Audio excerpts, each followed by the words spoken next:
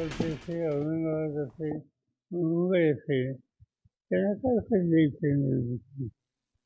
हा स्थानिक प्रश्न आहे आणि स्थानिक प्रश्नात इथले सभासद त्यांच्या हिताचं योग्य आहे ते करण्याचं स्थितीत आहे. आजूबाजूला दुसऱ्या संस्था आहेत, तालुके आहेत, त्यांचा इंटरेस्ट तिथे नाही. एकंदरीत आपण बघितलं की लोकसभेनंतर आपण प्रत्येक निवडणूक लागत आता आपल्या पक्षाचे देखील 20 उमेदवार या निवडणुकीत उभे ठाकले.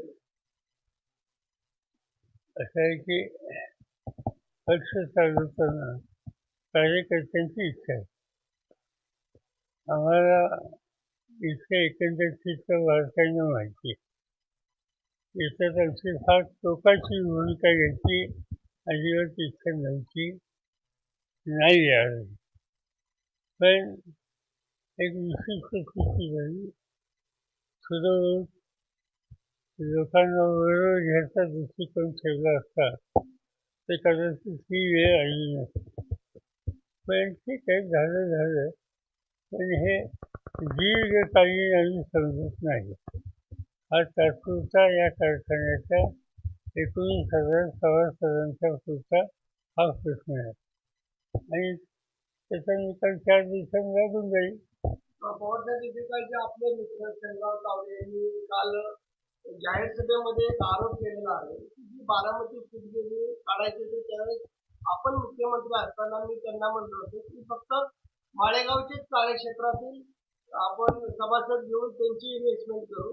परंतु पवारसाहेबांनी सोमेश्वर असेल, माळेगाव असेल ही लोक घेतली आणि 90% माळेगावची इन्व्हेस्टमेंट होती. काय नक्की या झालीच नाही ना, होऊ शकली. आणि गंमत अशी आहे की उदाहरणार्थ साखर कारखाना, ज्या कार्यक्षेत्रात ऊस आहे त्यांना तिथे घेता येतं.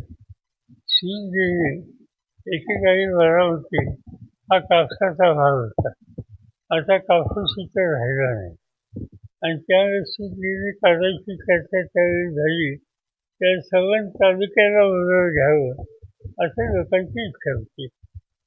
पण आम्ही त्याचा अभ्यास केला आणि कापूस असल्याशिवाय सूतगिरणी यशस्वी होणार नाही या निष्कर्षाला आलो आणि आम्ही हा प्रोजेक्ट सोडून दिला.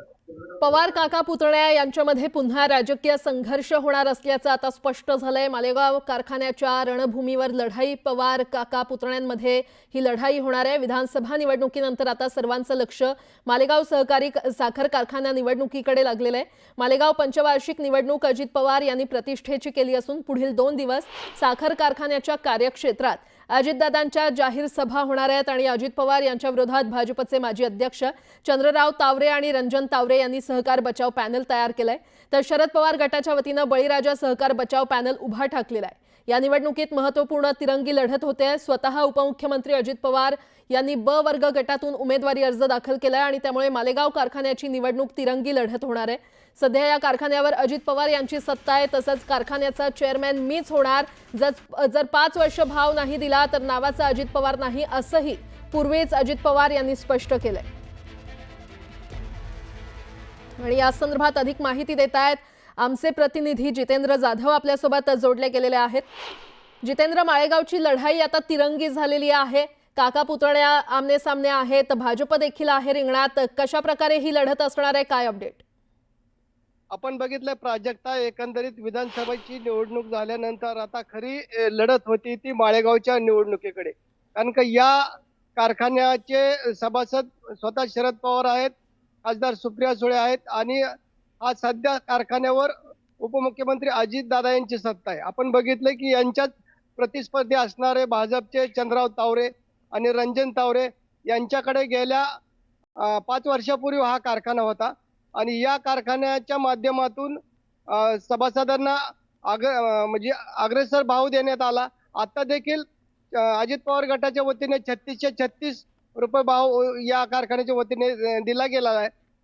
भाजपच्या वतीने सांगण्यात येत आहे की हा सहकार मोडीत काढण्यासाठी अजित पवारांनी हा सर्व पॅनल तयार केलेला आहे. परंतु दुसऱ्या बाजूने अजितदादा असं सांगतात की मी जोपर्यंत जिवंत आहे तोपर्यंत सहकार मोडीत काढणार नाही आणि माळेगावच्या सभासदांना अधिकचा भाव मी कसा देईल यासाठी प्रयत्न करेन. आणि आपण पाहताल की येणाऱ्या 5 वर्षामध्ये माळेगावचा कायापालट झालेला आपल्याला दिसेल. आणि आपण बघितलंय की नुकत्याच माळेगावचा चेअरमन कोण राहणार हे सर्वांना उत्सुकता होते, परंतु पहिल्याच सभेमध्ये उपमुख्यमंत्री अजितदादांनी सांगितलं की येणाऱ्या 5 वर्षासाठी मीच या कारखान्याचा चेअरमन असेल.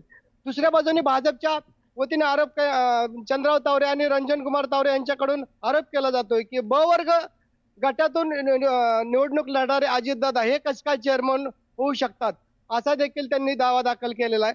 परंतु जाहीर सभेमध्ये अजितदादांनी सांगितलंय की सहकार खातं माझ्याकडे आहे आणि आपण याच्यामध्ये दुरुस्ती करू शकतो आणि मीच या कारखान्यावर चेअरमन राहणार आहे. आणि आपण जी निलकंठेश्वर पॅनल आहे याला पॅनल टू पॅनल आपण मतदान करावं असं देखील आवाहन केलेलं आहे.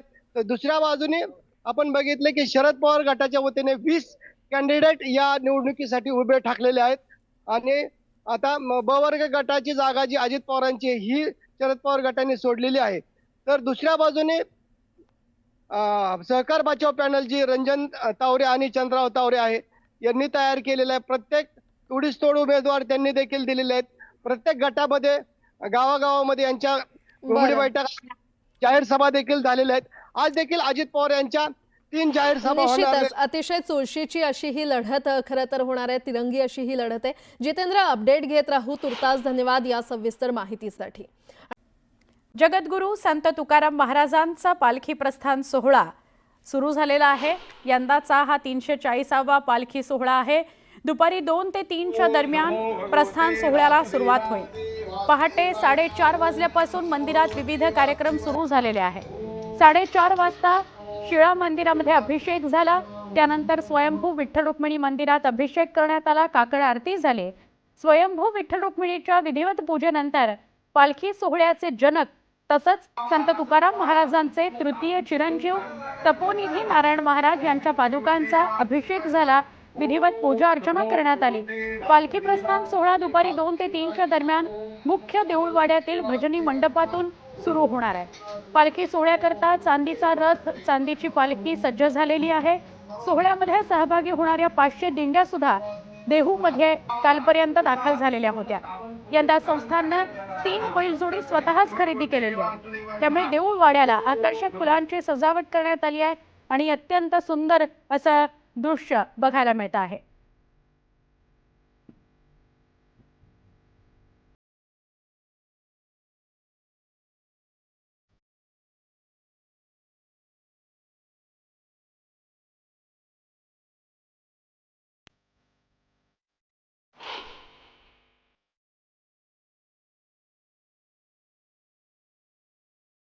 विनायक नारायणगाव रणेर, बाबळगाव परभणी, मानाचा राजा अश्व हा संत तुकाराम महाराजांचा मुख्य मंदिरामध्ये दाखल झालेला आहे. मानाचा अश्व मंदिरामध्ये दाखल झालेला आहे. शिळा मंदिराची आरती झाल्यावर या राजा अश्वाचं दर्शन घेण्याकरता भाविकांनी गर्दी केली. या अश्वाची काळजी घेणारे वैभव यांच्याशी संवाद साधला आमचे प्रतिनिधी गणेश दुडम यांनी. जगद्गुरू संत तुकाराम महाराज यांच्या सेवेसाठी परभणीवरनं अश्व आलेला आहे. ही यांची 4थी पिढी आहे. आता ह्या अश्व देऊच्या मुख्य मंदिरामध्ये दाखल झालेले. जे अश्वाबरोबर आले आपण त्यांच्याशी चर्चा करणार आहे. काय सांगणार महाराज, कुठून आला आणि कशी सेवा आहे? ही सेवा आमच्यावाली 4 पिढ्यापासून 100 वर्षापासून चालू आहे. ते परभणी जिल्ह्यातून बाबळगाव, विनायकराव रणेर बाबळगाव या गावाला मालकी असून आपण देवाचा आश्रम म्हणून ओळखला जातोय. ही तो माझी 5वी आहे. हा, इथून परभणीवरनं कधी निघाला? 15 दिवसाखाली निघालो. पंढरपूरहून चालत इथपर्यंत आला. पंढरपूरला वारी सोबत चालत झाला. काय वाटतं वातावरण? वातावरण सगळं आनंदी आहे. काय साकडं घालायला आला अश्वानी तुम्ही तुकाराम महाराजांच्या? वारी सुखरूप व्हावं. काय सांगणार तुम्ही, भाविक बघता तिथले, कसं एकंदरीत वातावरण आहे इथे? वेळेआधीच पाऊस पडला आहे. सगळं वातावरण आनंदित आहे आणि बऱ्यापैकी वारकरी दिंड्या उत्साही आनंदात दर्शन घेत आहेत. पोलिसांचा कसा बंदोबस्त असतो? पोलिसांचा सगळ्या सेक्टर वाईज बंदोबस्त लागला आहे. 2-3 दिवसापासून पूर्वतयारी झालेली आहे आणि वारकऱ्यांची सेवा आणि सुरक्षितता हे लक्षात घेऊन वरिष्ठांच्या आदेशाप्रमाणे दिंडी सोहळा व्यवस्थित पार पाडला जाईल. या संपूर्ण वारीला पिंपरी चिंचवड पोलिसांचाही चोख बंदोबस्त आहे आणि या वारीच्या सेवेसाठी परभणीवरनं खास राजा हा अश्व आल्यामुळं येथे एक आनंदाचं वातावरण आहे आणि या अश्वाचं दर्शन घेण्यासाठी अनेक भाविक भक्त या अश्वाला पाहण्यासाठी येथे गर्दी करू लागलेली आहे. गणेश दुडमणीसाठी लोकमत देहू.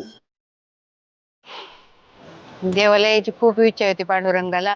वारी पण पूर्ण करायची खूप इच्छा आहे, पण वारी नाही तरी दर्शन खूप व्यवस्थित झालं आणि पांडुरंगाचं इतकं दर्शन जवळून झालं की खूप मनाला पावलं. आरती सापडली, सगळं सापडलं आणि अशीच वारी इथनं पुढची मरेपर्यंत वारी चालू व्हावी.